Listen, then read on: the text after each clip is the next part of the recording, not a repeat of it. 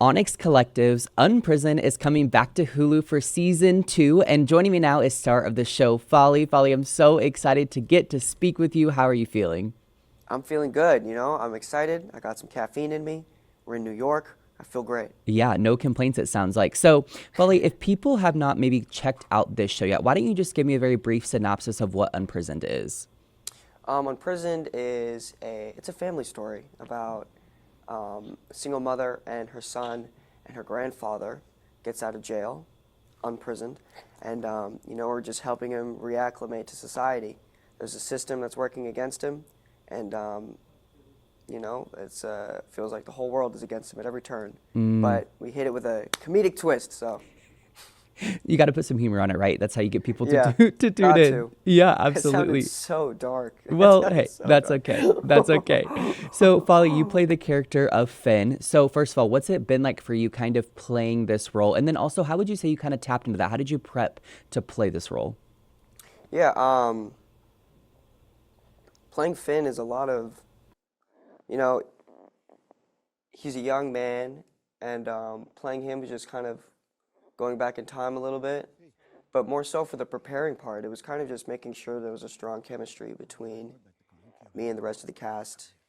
Just really spending as much time with them as I could, getting to talk with them and hang out with them, finding authenticity in our relationships among cast members as well as characters, I think was a huge part for me because then every scene was really just creative and fun and we all understand each other's energy and so we're able to take in and expel, act and react to each other.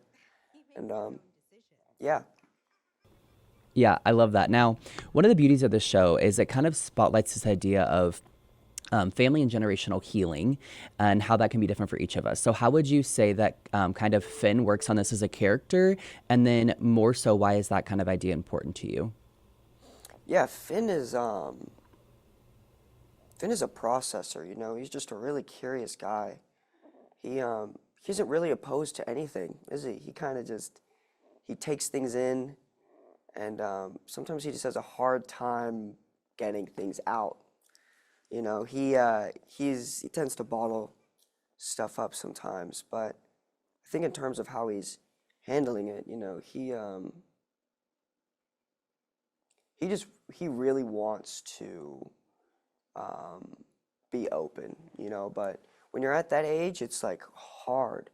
When you're 17, because you don't know, it's not, you necessarily don't really know how, it's just, um, I know when I was 17, I'm sure a lot of other kids that age can relate. It's just this weird feeling of like, I know that I need to be looking for something, but I don't know what. Like what should I be doing? Where should I be going? What do I need to be doing? And under Finn's circumstances, it's gets even crazier. When you got a mom like Paige and a grandfather like Edwin and a therapist like John Stamos. It just it gets a little wild.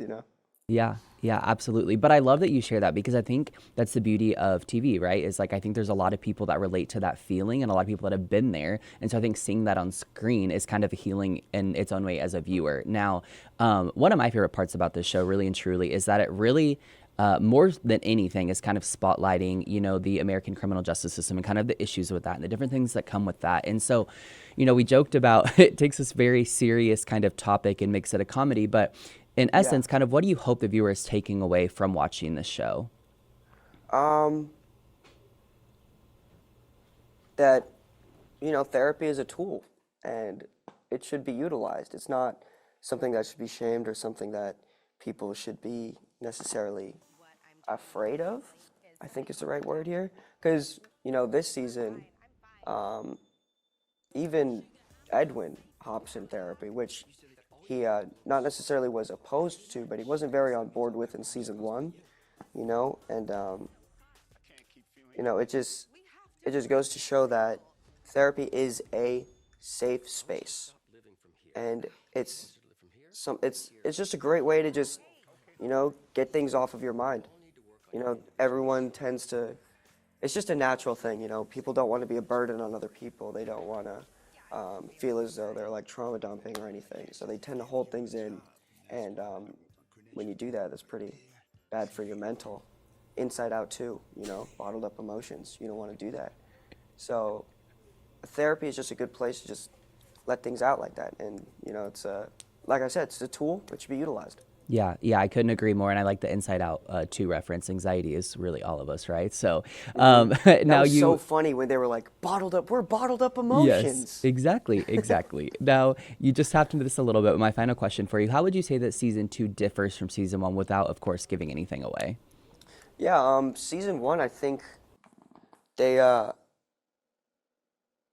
we got to see a lot more of the effects of the incarceration system and how it's affecting Edwin.